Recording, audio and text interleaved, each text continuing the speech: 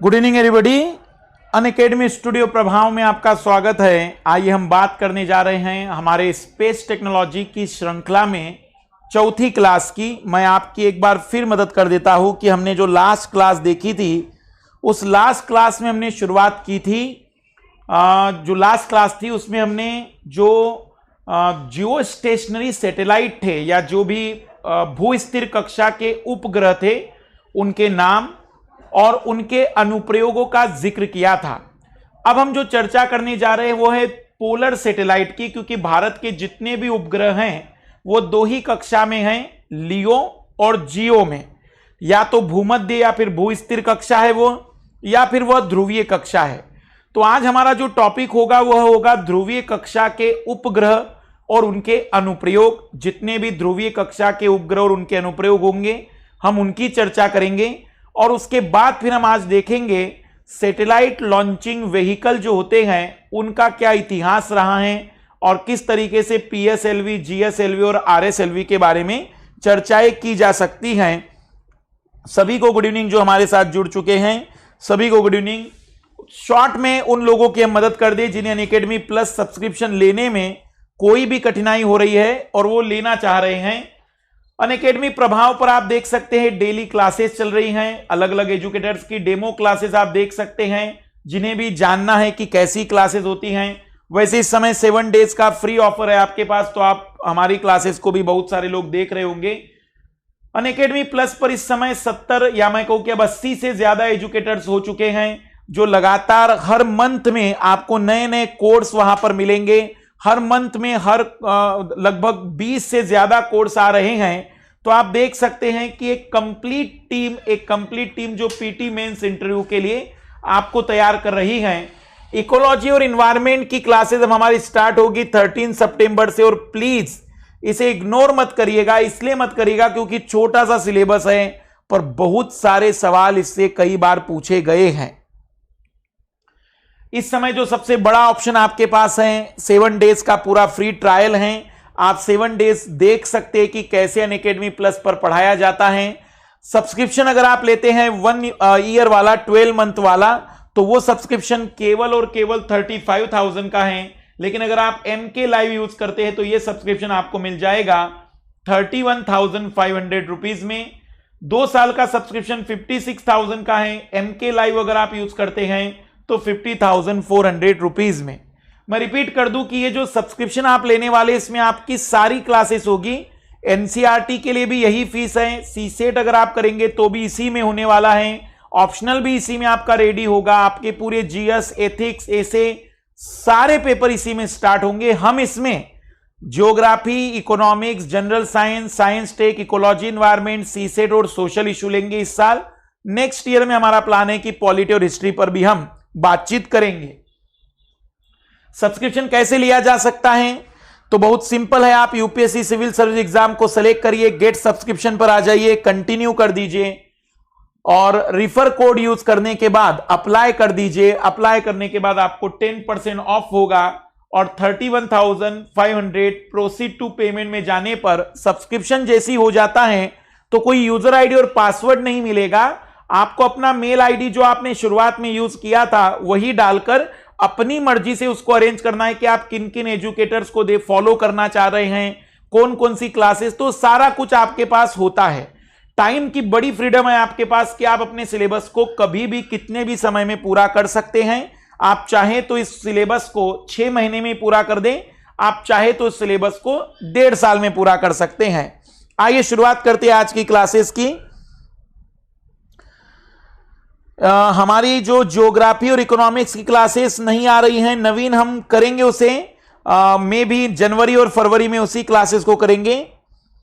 अभिमन्यु, आप अगर 7 days free classes चाहते हैं तो ये आपके लिए आपको मेल आईडी आपको डालना पड़ेगा अनअकैडमी प्लस का ऐप डाउनलोड करने के बाद और 7 डेज फ्री वाले को सेलेक्ट कर देना है तो वो स्टार्ट हो जाएगा।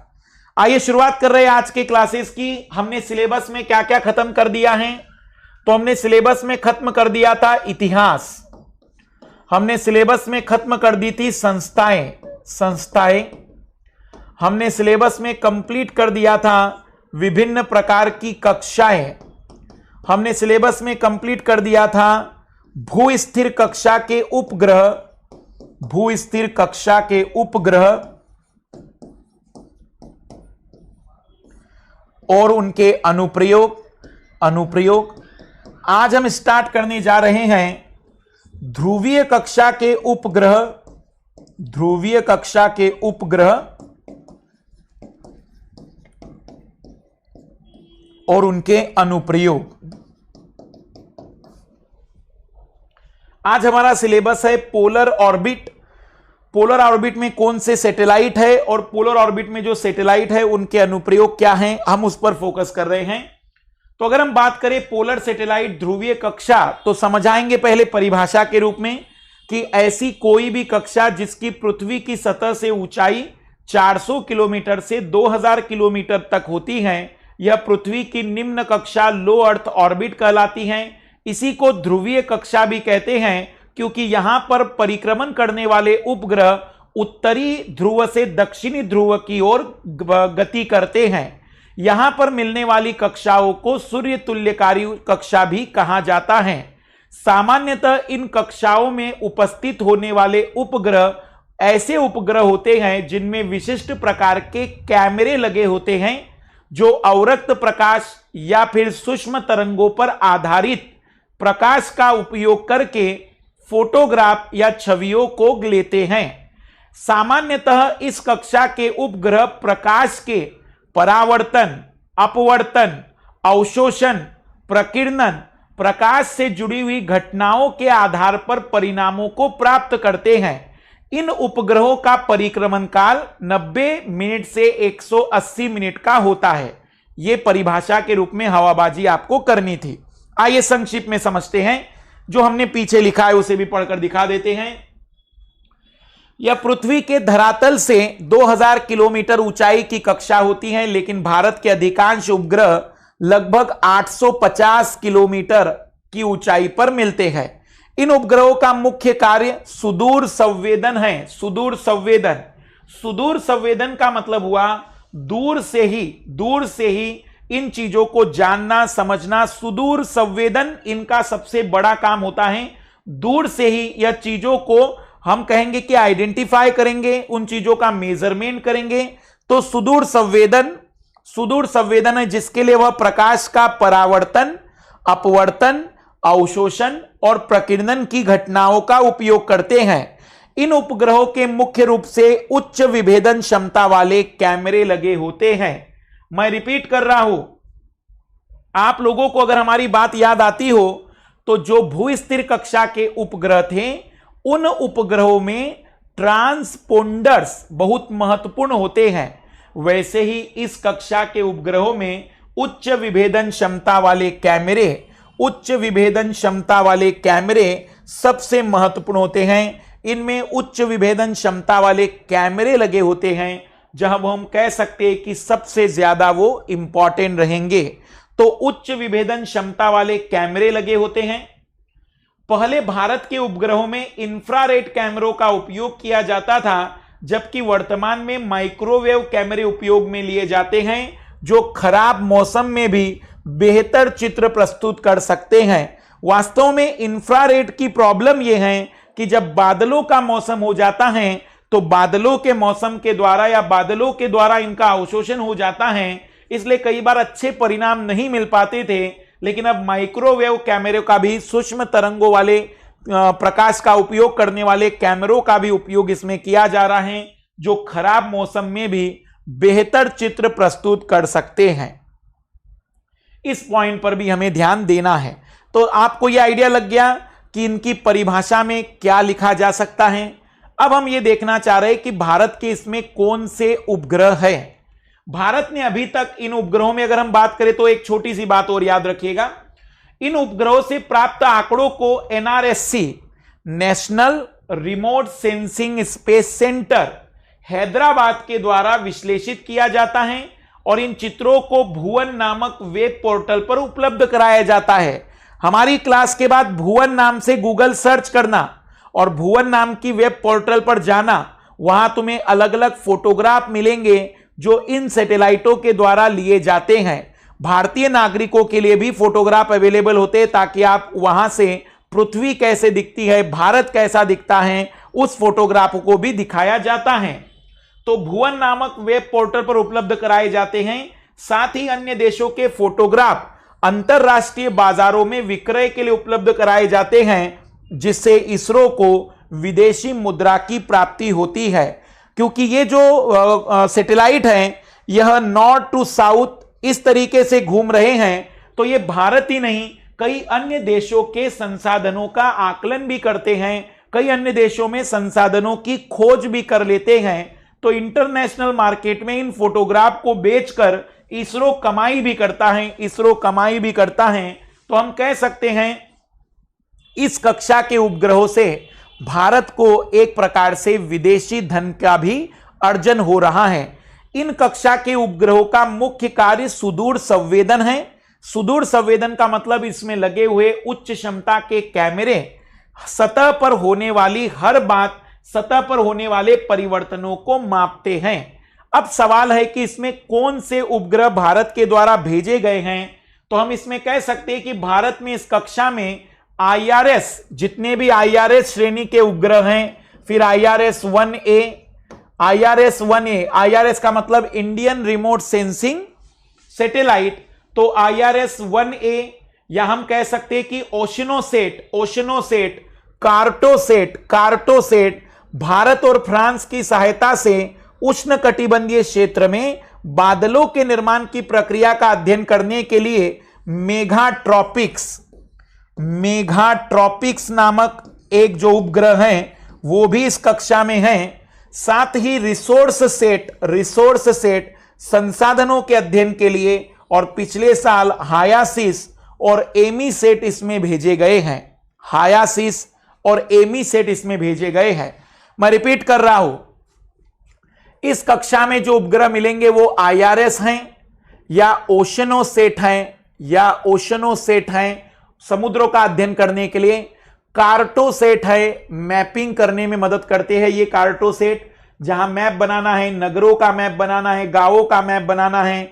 इसके अलावा मेगाट्रॉपिक्स, मेगाट्रॉपिक्स, और अभी हम कह सकते हैं कि रिसोर्स सेट, रिसोर्स सेट, हायासिस और एमी सेट इस कक्षा में मिलने वाले भारत के उपग्रह हैं। जैसे कि हमने लास्ट वाले लेक्चर में आपको बताया था कि भारत के जो उपग्रह हैं जियो स्टेशनरी में, हमने आपको बताया था कि इनसेट, जीसेट, IRNSS, इसके अलावा एजुसेट, मेटसेट। वैसे इस कक्षा में भारत के उपग्रह हैं IRS श्रेणी के, ओशनोसेट, कार्टोसेट, मेगाट्रॉपिक्स, रिसोर्सेट, हायासिस और एमीसेट। ये वो उपग्रह हैं, ये वो उपग्रह हैं जो भारत के द्वारा ध्रुवीय कक्षा में, पोलर ऑर्बिट में भेजे गए हैं। इनमें से अधिकतर का काम नगरों का चित्र या नगर नियोजन, संसाधनों का आकलन, समुद्रों का आकलन, उष्णकटिबंधीय क्षेत्र में बादलों के निर्माण की प्रक्रिया को ध्यान में देना। तो हम कह सकते हैं रिसोर्स सेट, संसाधनों को ज्ञात करना, इनका मुख्य कार्य होता है। लेकिन हम इनके कार्यों का भी वर्णन कर रहे हैं, लेकिन आपके पहले डाउट देख लेते हैं।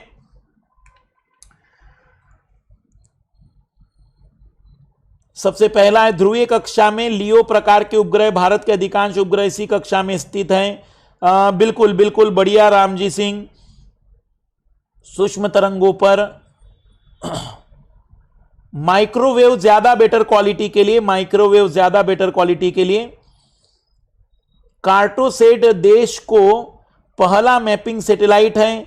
कह सकते हैं पुष्पेंद्र, ऐसा कह सकते हैं, लेकिन हम ये नहीं कह सकते हैं कि कार्टोसेट, मतलब हम ये नहीं कह सकते हैं कि ये मैपिंग इसके पहले नहीं हुई होगी। मैपिंग इसके पहले भी हुई, लेकिन मैपिंग को डेडिकेट कार्टोसेट हम कह सकते हैं कि कार्टोसेट 1 पहला उपग्रह रहा होगा। धन्यवाद धन्यवाद। अब मेरी बातों पर ध्यान दीजिएगा प्लीज, अब मेरी बातों पर ध्यान देना। सबसे पहले मैंने आपको बताया इनकी पूरी परिभाषा, इनकी विशेषताएं, फिर इनके अलावा भुवन पर हमें क्या मिल रहा है, और अब हमने देखा उपग्रहों का पूरा समूह जो भी इस कक्षा में मिलता है। पर हम ऐसा नहीं कहेंगे कि भारत के अधिकांश उपग्रह, भारत के जितने उपग्रह है वो दो ही जगह है, जियो और लियो में। अब हम अनुप्रयोग समझ रहे हैं और सवाल क्या बनेगा, मैं रिपीट कर रहा हूं, मेंस में सवाल बनेगा ध्रुवीय कक्षा के उपग्रहों से आप क्या समझते हैं, इनके अनुप्रयोग लिखिए। या फिर इसमें सवाल बनेगा कि भारत के द्वारा संसाधनों के आकलन के लिए उपग्रहों को किस कक्षा में भेजा जाता है तथा इस प्रकार के उपग्रहों के क्या क्या अनुप्रयोग होते हैं, व्याख्या कीजिए।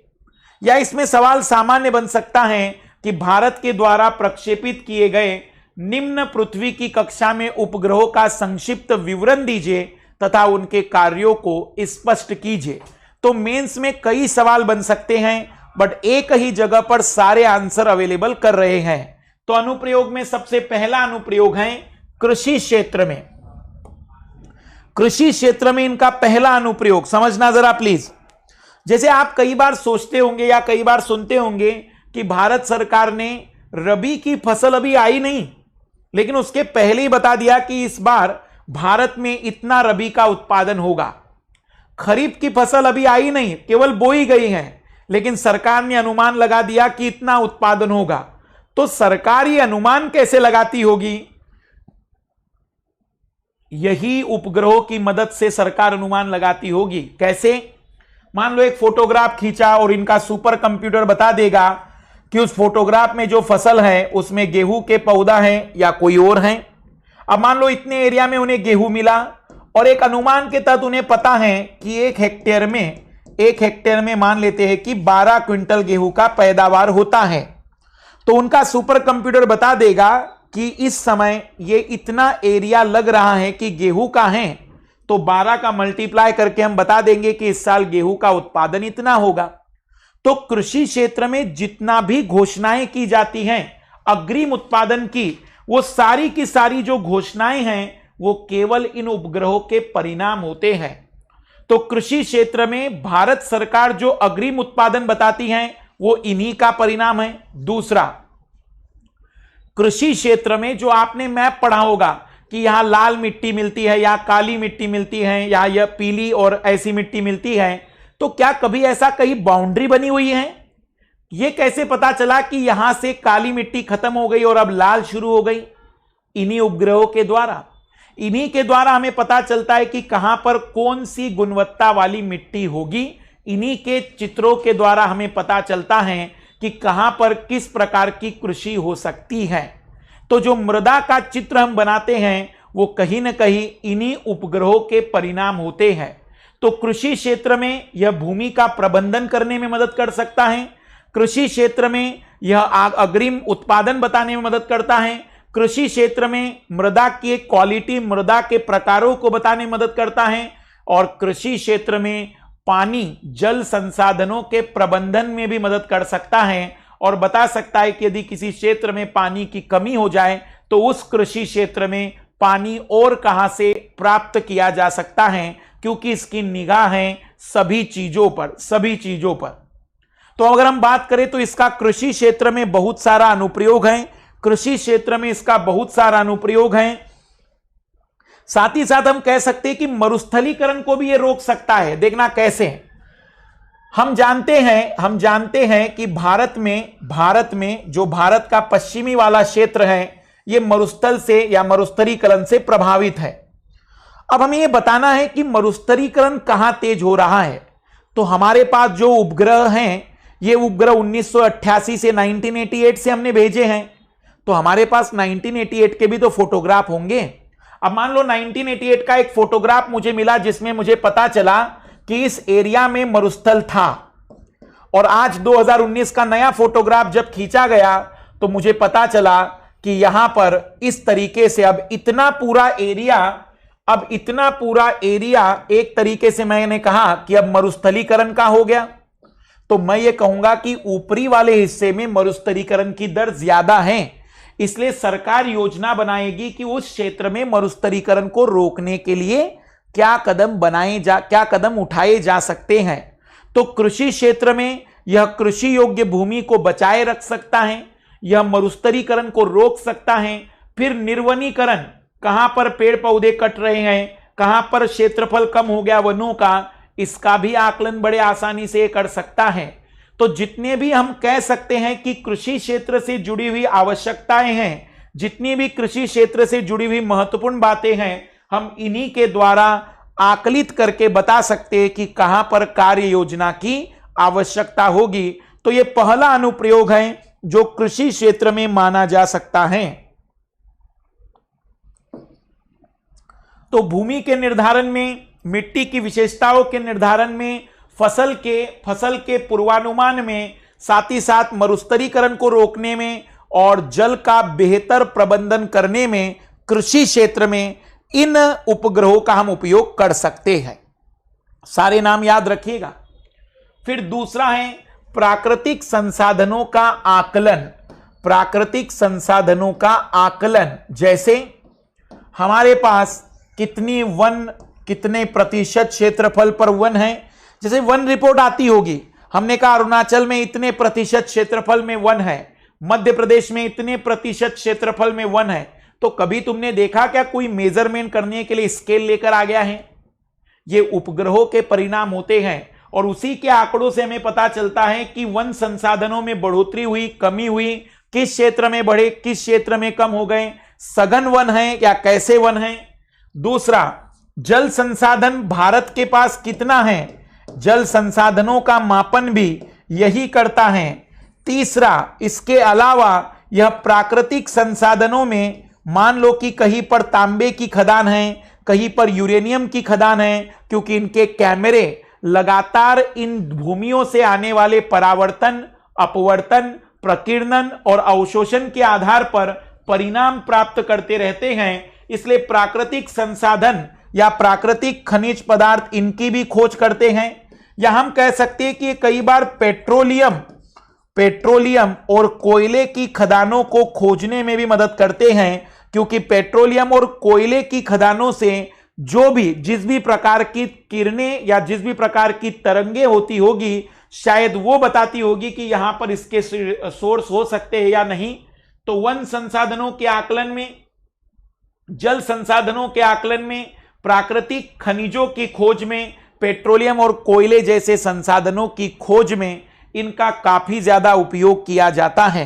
तो हम कह सकते हैं सबसे पहला कृषि क्षेत्र में इनका बहुत उपयोग है। आप कृषि क्षेत्र में भूमि के जो भी प्रकार हैं, मृदा के प्रकार हैं, अग्रिम उत्पादन बता सकते हैं, जल प्रबंधन बेहतर कर सकते हैं, कृषि का प्रबंधन बेहतर इसकी सहायता से किया जा सकता है। प्राकृतिक संसाधनों का आकलन में भी इन उपग्रहों का बहुत योगदान होता है। तीसरा है आपदा प्रबंधन। आपदा प्रबंधन कैसे? आपदा प्रबंधन जैसे मान लीजिए कि कहीं पर बाढ़ आई है। अब मान लेते हैं कि कहीं पर बाढ़ आई है, मान लेते हैं केरल में जो बाढ़ आई है, तो उसके लगातार फोटोग्राफ्स हमें मिल रहे हैं कि वो बाढ़ का पानी किस क्षेत्र तक गया है। तो सबसे पहले हम उस क्षेत्रों में जहां पर इसका ज्यादा प्रभाव दिखेगा वहां जा सकते हैं। मान लो कहीं पर चक्रवात आया और नुकसान कितना हुआ है, तो सबसे पहले कौन सी जगह पर नुकसान ज्यादा दिख रहा है, ये पहले फोटोग्राफ हमें ऊपर से ही पता चल जाते हैं और वहीं पर टीमें भेजी जाती हैं। लैंडस्लाइड कहीं हुआ हो या कहीं पर भी किसी भी प्रकार से लोग फंसे हुए हैं या वहां पर किसी प्रकार के मूवमेंट दिख रहे हो, तो हम इनके द्वारा ये आइडिया लगा सकते हैं कि कहां कहां पर समस्याएं हो सकती है।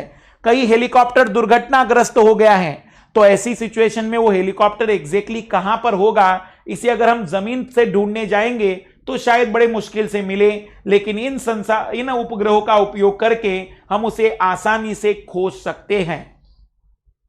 तो आपदा प्रबंधन के क्षेत्र में इन उपग्रहों का अपना एक अलग उपयोग है, इन उपग्रहों का अपना एक अलग महत्व है, क्योंकि आपदा प्रबंधन में आपको बता देगा कि प्रभावित क्षेत्र कितना है, आपको बता देगा कि प्रभाव कितना बड़ा और छोटा है, आपको खोज करने में भी मदद करेगा। तो हम ये कह सकते हैं कि आपदा प्रबंधन में इन उपग्रहों का एक विशेष योगदान है। डाउट देख लेते हैं, इसका मिसयूज भी हो सकता है। एम सोलंकी का सवाल है कि ये कितने सिक्योर हैं, इनका मिसयूज भी हो सकता है। हम आते हैं उस बात पर भी। बिल्कुल, इसका जो मिसयूज हम देख लेते हैं। राम जी, मैं समझा नहीं क्या सवाल है आपका। इसका कितना पोर्शन कंप्लीट होगा? मैं उसी भी समझा रहा हूं। देखो, जो भी हम टॉपिक उठाएंगे, जैसे हमने साइंस टेक्नोलॉजी उठाया है, स्पेस टेक्नोलॉजी, तो स्पेस टेक्नोलॉजी तो हम पूरा करेंगे, कंप्लीट स्पेस टेक्नोलॉजी आपको मिलेगा, इसमें कोई डाउट नहीं है। जनरली अगर हम बात करें तो जो पहला डाउट था कि मिसयूज, इसका मिसयूज कब होगा? जब हमारे देश के कुछ लोग बेईमानी करेंगे, ऐसा होगा ना। पर जनरली ऐसा नहीं होता, जनरली ऐसा नहीं होता। उसका रीजन है क्योंकि यहां पर जो लोग सेलेक्ट होंगे या जो लोग आएंगे वो इस तरीके के लोग नहीं हैं जिन्हें हम कह सकते हैं कि बहुत जल्दी वो बेचे और खरीदे जा सके। निश्चित ही इसके मिसयूज की पॉसिबिलिटी होती है, पर बहुत ही नहीं के बराबर। उसका कारण है, पहली बात तो इन डाटा को समझने के लिए एक सुपर कंप्यूटर की जरूरत पड़ती है। इस डाटा का एनालिसिस एक सुपर कंप्यूटर करेगा, इस डाटा के एनालिसिस के परिणाम एक वैज्ञानिक समझा पाएगा, और उसके बाद फिर वो आम लोगों को सरल भाषाओं में बदलाए जाते हैं। तो इसका मतलब कहीं से कहां तक ऐसा मत सोचेगा कि ये डायरेक्टली मिसयूज हो जाएगा कि कोई गरीब आदमी रिक्शा चलाने वाला आ गया और उसने फोटोग्राफ चोरी कर ली और पता कर लिया। ऐसा नहीं होता, इतना जीवन सरल नहीं होता है। क्योंकि आप जब भुवन पर फोटोग्राफ देखेंगे तो आपको लगेगा कुछ समझ में नहीं आ रहा है, लेकिन बाद में पता चलेगा कि उसका एनालाइजिंग करने पर क्या क्या एंगल और क्या क्या बातें सामने आती है। फिर अगला है औद्योगिक उपयोग। औद्योगिक उपयोग, इनका औद्योगिक उपयोग क्या है? इसके द्वारा हम नए संसाधनों की खोज कर सकते हैं। नए संसाधनों की खोज, विशेष करके पेट्रोलियम के नए सोर्स, पेट्रोलियम के नए स्रोत, खनिजों के नए स्रोत, खनिज के नए स्रोत, या हम ये इसमें आधार पर यह भी बता सकते हैं कि कहां पर उद्योग लगाए जाएं, कहां पर उद्योग लगाए जाएं ताकि वहां पर प्राकृतिक संसाधनों की दूरी न्यूनतम होगी। तो औद्योगिक उपयोग भी इनका है, खास करके नए संसाधनों को खोजने में, पेट्रोलियम खनिज के नए संसाधन खोजने में इनका बहुत उपयोग है, इनका बहुत उपयोग है। तो औद्योगिक उपयोग में भी यह उपग्रह आते हैं। रिपीट कर रहा हूं मैं, कृषि क्षेत्र में इनका उपयोग है, प्राकृतिक संसाधनों के आकलन में, आपदा प्रबंधन में, औद्योगिक उपयोग में, और सबसे महत्वपूर्ण है ये रक्षा क्षेत्र में। सीमा वाले क्षेत्र में यह निगरानी करते हैं, सीमा वाले क्षेत्र में यह निगरानी करते हैं और होने वाली किसी भी हलचल के बारे में आपको बता सकते हैं। सीमा क्षेत्र में इनकी जो निगरानी होती है तो हमें पता चलता है कि सीमा क्षेत्र में किस तरीके के मूवमेंट हो रहे हैं। सीमा क्षेत्र में हम दुश्मन के किसी भी हरकत पर ध्यान रख सकते हैं। साथ ही साथ ये भारत के आंतरिक क्षेत्र में भी निगरानी रख सकते हैं। तो हम ये कह सकते हैं कि यह एक तरीके से निगरानी रखने में भी मदद करते हैं, निगरानी रखने में भी मदद करते हैं। और यहीं पर इसी कक्षा में हम कह सकते हैं कि उन उपग्रहों को भेजा जा सकता है, उन उपग्रहों को भेजा जा सकता है जो निगरानी रखने का काम करेंगे। हम कह सकते हैं कि ऐसे उपग्रह जो दुश्मन क्षेत्र पर भी निगाह रख सकते हैं। तो सीमा क्षेत्र में, सीमा क्षेत्र के परिवर्तनों को, सीमा क्षेत्र के हलचल को, आंतरिक हलचलों को, आंतरिक परिवर्तनों को, साथ ही साथ हम ये कह सकते हैं कि युद्ध की स्थिति में, युद्ध की स्थिति में सीमा पर गतिविधियों पर निगरानी रखते हैं। सीमा पर जो गतिविधियां हैं उस पर निगरानी रखते हैं। तो ओवरऑल अगर हम कहें तो रक्षा क्षेत्र में इनका बहुत योगदान होता है। किसी भी देश के लिए रक्षा विषय बहुत ही अलग और महत्वपूर्ण होता है। ऐसा इसलिए क्योंकि रक्षा क्षेत्र का किसी के साथ बिल्कुल भी हम कह सकते हैं कि कंपैरिजन नहीं कर सकते हैं, इसे शेयर नहीं किया जा सकता है। इसलिए बहुत जरूरी है ऐसे उपग्रहों का होना, क्योंकि भारत की इसके कारण निर्भरता किसी और देशों पर कम होती रहेगी और वो अपने क्षेत्र की निगरानी करने में सक्षम होता रहेगा। तो रक्षा के क्षेत्र में भी इसका बहुत ज्यादा योगदान है। इसके अलावा यह उपग्रह भारत में शहर प्रबंधन, कहां पर शहरों में जगह बची है जहां और इमारत बन सकती हैं, सड़कें कहां से निकाली जा सकती हैं, कहां पर सड़कों को चौड़ा किया जा सकता है, कहां पर शहर के पानी का व्यवस्था की जा सकती है। तो शहर प्रबंधन, शहर नियोजन में बहुत महत्वपूर्ण है। ग्रामीण नियोजन में महत्वपूर्ण है, प्रदूषित जल नियोजन में महत्वपूर्ण है, क्योंकि प्रदूषित जल कहां से निकल रहा है, कहां मिल रहा है, इसके द्वारा बहुत जल्दी पता चलता है। इन उपग्रहों से प्राप्त सूचनाओं को एकत्रित करके सूचना प्रणाली, भौगोलिक सूचना प्रणाली, जियोग्राफिकल इंफॉर्मेशन सेंटर का विकास किया गया है, जिसे भुवन वेब पोर्टल पर प्राप्त किया जा सकता है। इससे पूरे डाटा मिलते हैं कि शहर में कहां पर घनी आबादी है, कहां पर जगह खाली है, या इन शहरों में कहां पर नियोजन की आवश्यकता है, जल प्रबंधन कहां किया जा सकता है, प्रदूषित जल की मात्रा कहां ज्यादा है। ओवरऑल कहें तो इन उपग्रहों का उपयोग इन 5 क्षेत्रों के अलावा शहर प्रबंधन, ग्राम प्रबंधन, शहरी नियोजन, ग्राम नियोजन, प्रदूषित जल का नियोजन, या हम कह सकते हैं कि जहां जहां पर भी किसी भी प्रकार के शहरी और ग्रामीण विकास के कार्य करने हैं, वहां हमें इनकी मदद लगेगी, क्योंकि इनके द्वारा प्राप्त आंकड़ों से हमें यह अनुमान लगाने में आसानी होती है कि किन क्षेत्रों में कहां कहां पर अभी समस्याएं हैं। तो इन उपग्रहों का अपना एक अलग महत्व है, इन उपग्रहों का अपना एक अलग महत्व है। आइए पहले डाउट फिर से देख लेते हैं और फिर आगे बढ़ते हैं।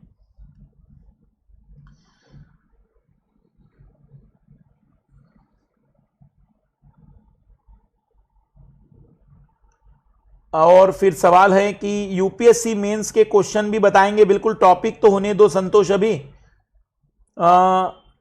संडे का लेक्चर, हाँ, एक बहुत बड़ा अनाउंसमेंट हम करने जा रहे हैं कि अब आपको संडे के दिन एनसीईआरटी की क्लासेस हमारे द्वारा मिलेगी।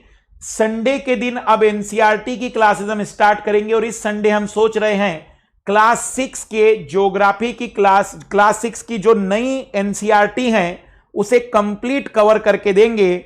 उस एनसीईआरटी को कंप्लीटली इस तरीके से कवर करेंगे कि फैक्चुअल और कंसेप्चुअल दोनों बातें कवर हो जाए। तो मे बी इस संडे जो हमारा क्लासेस होगा वो एनसीईआरटी पर होगा, और कंटिन्यूअसली संडे टू संडे हम एनसीईआरटी की क्लासेस को कवर करेंगे। क्लास 6 से लेकर क्लास 8 की पहले न्यू एनसीईआरटी और फिर बाद में ओल्ड एनसीईआरटी पर कंसर्न करेंगे। तो मे बी इस संडे से आपको एनसीईआरटी की क्लासेस मिलना शुरू हो सकती हैं। कमेंट्स मैंने ऊपर लिखे वह नहीं देखे, आपके लिए मैंने सही लिखा या गलत मैं समझा नहीं। राम जी, मेरे को एक बार भेज दीजिएगा फिर। भारत के सीमा क्षेत्र में अन्य देशों की गतिविधियों निरंतर भेजता रहता है। बिल्कुल, हम कह सकते हैं सर्जिकल स्ट्राइक और एयर स्ट्राइक इन्हीं की मदद से हुई, कह सकते हैं सोनू। लेकिन हम इसके बाद अभी आपको एक और बताएंगे जब नेविगेशन सिस्टम, तब आइडिया ज्यादा लगेगा, तब ज्यादा आपको आइडिया लगेगा।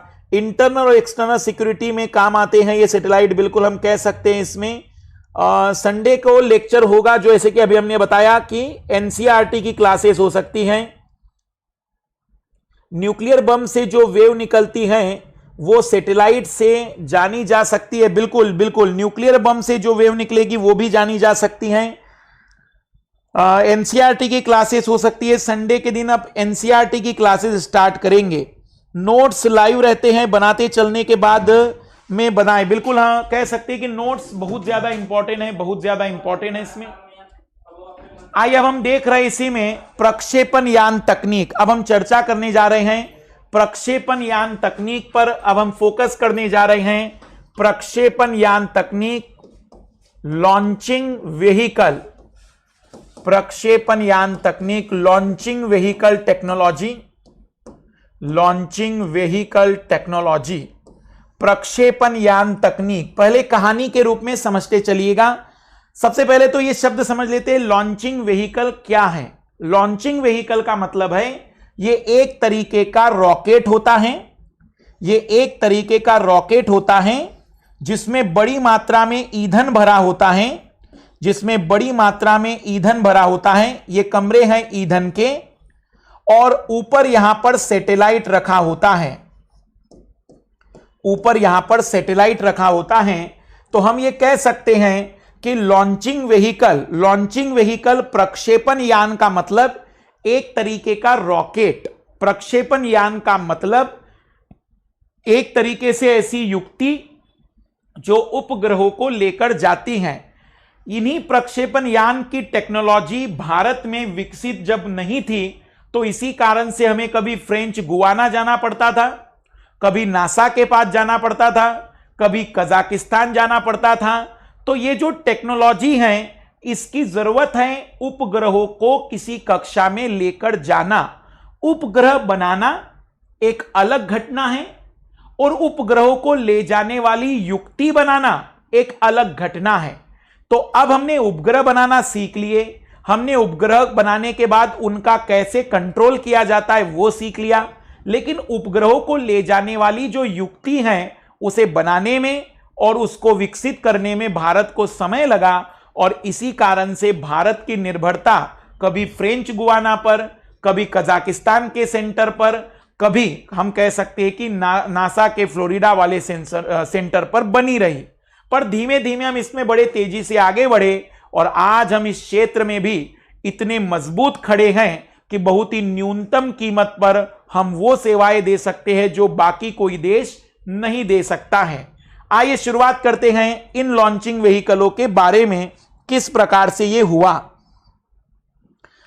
अगर हम चाहें इसमें तो सबसे पहले प्रक्षेपण यान तकनीक में सबसे पहला प्रक्षेपण यान था एसएलवी, जिसका नाम या फुल फॉर्म है सैटेलाइट लॉन्चिंग व्हीकल।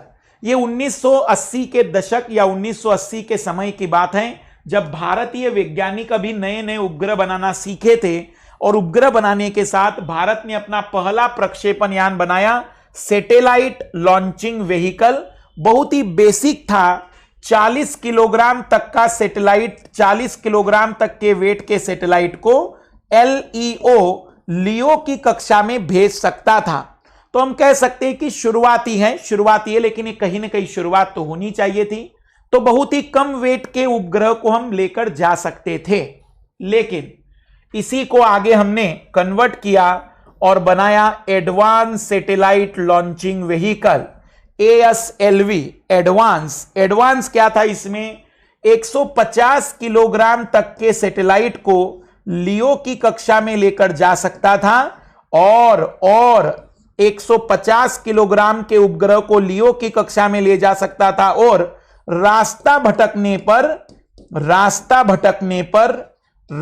भटकने पर इसे समाप्त किया जा सकता था। यह कैरेक्टर इसमें बहुत नया था, इसलिए इसका नाम रखा एडवांस सैटेलाइट लॉन्चिंग सिस्टम या एडवांस सैटेलाइट लॉन्चिंग व्हीकल। पर इनकी क्षमताएं बहुत कम थी।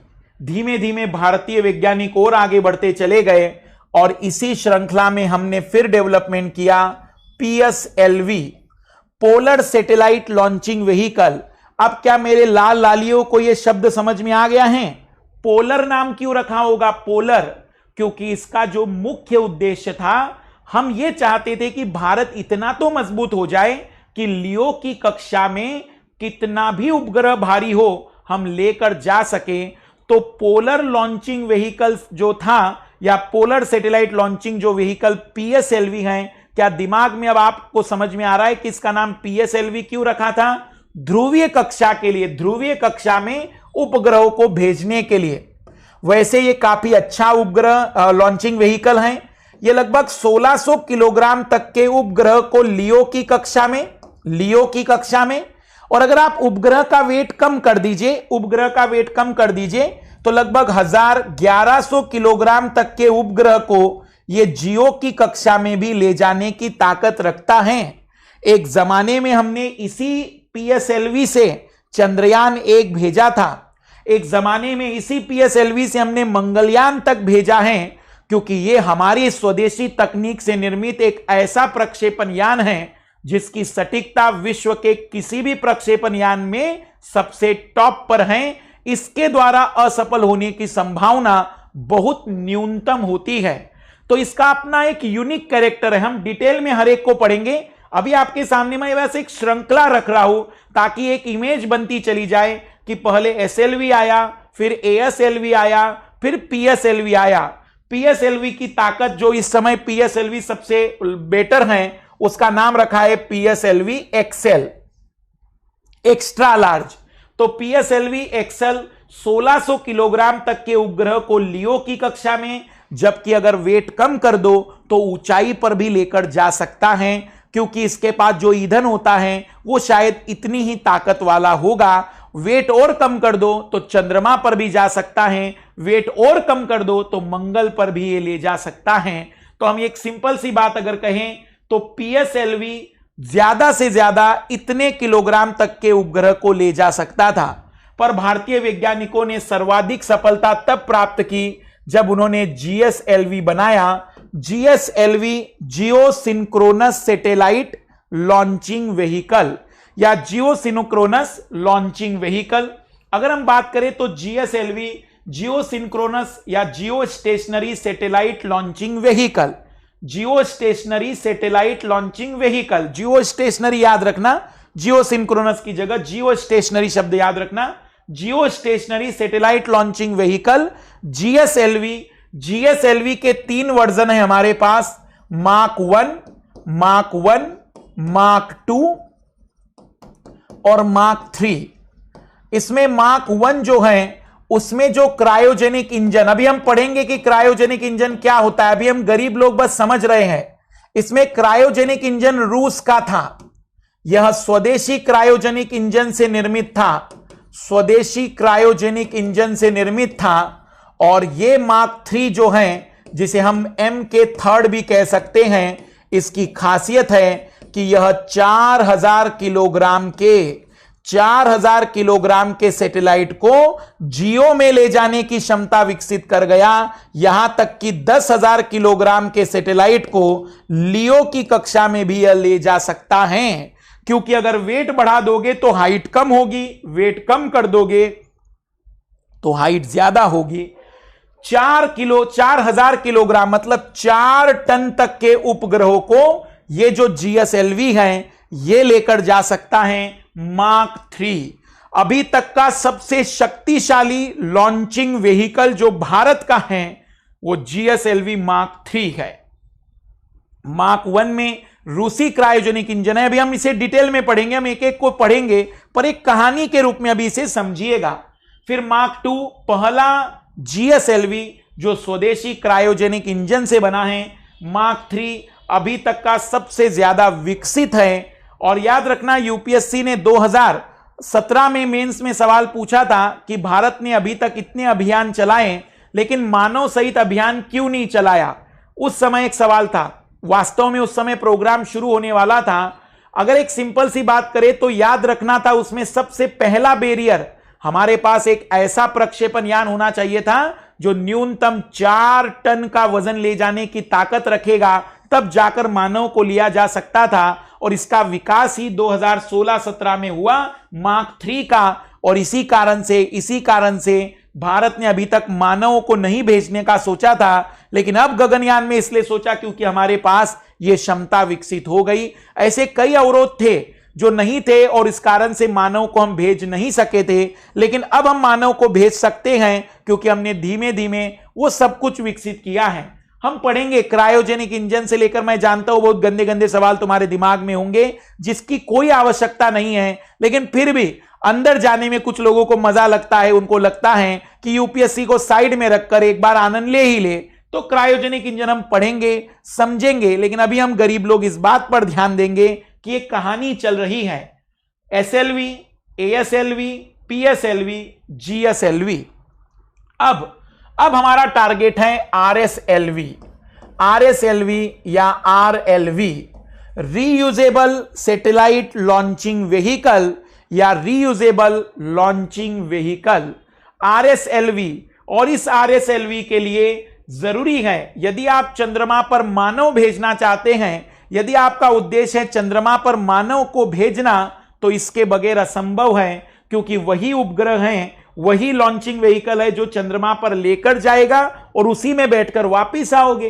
क्योंकि PSLV, GSLV ये सारे के सारे जाते हैं, वापिस नहीं आते हैं। हमें वो चाहिए जो जाए और वापिस भी आ सके। इसलिए हमें RSLV बनाना पड़ेगा यदि मानव को चंद्रमा पर भेजना है। तो अब हमारा भविष्य जाएगा RSLV की ओर। तो क्या आप मेरी कहानी समझ पा रहे हैं? SLV, ASLV, PSLV, GSLV और RSLV हमें पढ़ना है, सभी को पढ़ना है। हमारे पास जो अभी सबसे ज्यादा विकसित है वो है मार्क 3, जो भारत का सबसे भारी लॉन्चिंग व्हीकल है, या हम कह सकते हैं जो उपग्रह, सबसे भारी उपग्रह को ले जा सकता है वो है GSLV मार्क 3। एक बार डाउट देख लेते हैं और फिर आगे बढ़ते हैं इसी में। चंद्रयान 1 बहुत बढ़िया, जिन लोगों को याद है सारी बातें। क्रायोजेनिक इंजन एक ऐसा इंजन, द्रव हाइड्रोजन और ऑक्सीजन होती है ईंधन के रूप में, बिल्कुल कोई दिक्कत नहीं है, पर अभी हम गरीब लोग सीखेंगे उसे समझेंगे कि क्या होता है। कई बार उपयोग किया जा सकता है, बिल्कुल ये भी कह सकते हैं RSLV को कई बार उपयोग किया जा सकता है, बहुत बढ़िया। SLV, ASLV, PSLV, GSLV और RSLV, ये सीक्वेंस याद रखिएगा। सैटेलाइट लॉन्चिंग व्हीकल भी कह सकते हैं, सैटेलाइट लॉन्चिंग व्हीकल भी कह सकते हैं। आइए, बहुत बढ़िया। RPSC ग्रेड फर्स्ट का बैच चलाएंगे तो काफी स्टूडेंट जुड़ेंगे सर। देखो RPSC फर्स्ट का बैच चलाने में कोई हर्ज नहीं है, लेकिन ये जो चैनल है ये कंप्लीटली UPSC को डेडिकेट है, UPSC की तैयारी करने वाले विद्यार्थियों के लिए डेडिकेट है। तो मैं नहीं चाहता हूं कि अभी कोई और नया विषय इसमें आ जाए, पर अगर हम बात करें तो हमारा फोकस्ड है UPSC के विद्यार्थियों को एक मंच पर, स्पेशली हिंदी माध्यम के विद्यार्थियों को एक मंच पर खड़ा करना। तो बहुत मुश्किल है सोलंकी कि हम इसको शुरू करें। GSLV इसरो का बाहुबली है, कह सकते हैं। आकांक्षा, बिल्कुल कह सकते हैं। आइए, धन्यवाद जिन लोगों को समझ में सारी बातें आ गई हैं। तो प्रक्षेपण यान तकनीक के बारे में आपको क्लियर हो गया कि प्रक्षेपण यान का मतलब होता है एक ऐसी युक्ति जो उपग्रहों को कक्षाओं में स्थापित करने में मदद करती है। तो आइए पहले इसमें से दो के बारे में संक्षिप्त में लिख देते हैं बस। SLV 40 किलोग्राम का और लियो की कक्षा में ले जा सकता है, जैसे कि हमने देखा था 1979 में हमने SLV-3 का परीक्षण किया था। फिर ASLV 150 किलोग्राम तक के उपग्रहों को लेकर जा सकता है और हम कह सकते हैं कि रास्ता भटकने पर इसे समाप्त किया जा सकता है। अब इनका कोई यूज नहीं होता है। अब हम शुरुआत करेंगे जिसे हमें डिटेल में पढ़ना है, PSLV, GSLV, RSLV। तो आइए सबसे पहली शुरुआत हम कर रहे हैं PSLV के बारे में। PSLV के बारे में, polar satellite launching vehicle, polar satellite launching vehicle, polar satellite launching vehicle. Only UPSC student होता है, बिल्कुल। 2 घंटे की क्लास तो अभी नहीं होगी, 2 घंटे की क्लास को अभी टाइम लगेगा। सॉफ्ट लैंडिंग और रीयूजेबल भी होना चाहिए, बिल्कुल बिल्कुल, वो सारी बातें होनी चाहिए, तब मानव को भेजा जा सकता है। आइए अब हम आगे बढ़ रहे इसी में PSLV के बारे में समझते हैं। सबसे पहले तो आप लिखिएगा इसमें कि पोलर सैटेलाइट लॉन्चिंग व्हीकल हैं। सबसे पहली और इंपॉर्टेंट बात, इसकी विशेषताओं पर गौर करते हैं। यह पूर्ण रूप से स्वदेशी तकनीक से बनाया गया है, इसमें किसी भी देश का सहयोग नहीं है। पूर्ण रूप से स्वदेशी तकनीक, पूर्ण रूप से स्वदेशी तकनीक, स्वदेशी तकनीक। PSLV की क्या क्या विशेषता है? पहला, दूसरा, अभी तक की उड़ानों में सर्वाधिक प्रतिशत सफलता। मैं बता दूं आप लोगों को कि जो मेरे पास आंकड़ा है, शायद अब और भी बढ़ गए होंगे, जो मेरे पास आंकड़ा है कि लगभग 40 उड़ानों में एक बार ये पूर्ण रूप से असफल रहा था, 2 बार एक पूर्ण रूप से असफल रहा और एक बार आंशिक रूप से असफल रहा था, बाकी यह हमेशा सफल रहा है। इतनी एक्यूरेसी ना नासा के किसी प्रक्षेपण यान में है, ना ही किसी प्राइवेट कंपनी, ना यूरोप, ना रशिया। भारत के PSLV की एक्यूरेसी विश्व के किसी भी प्रक्षेपण यान से सबसे बेहतर है और इसी कारण से विश्व के अधिकतर गरीब देश अगर अपने उपग्रह को भेजना चाहते हैं तो भारत की ओर रुख कर रहे हैं PSLV के कारण, क्योंकि इसके जैसी एक्यूरेसी अभी तक किसी और लॉन्चिंग व्हीकल की नहीं है।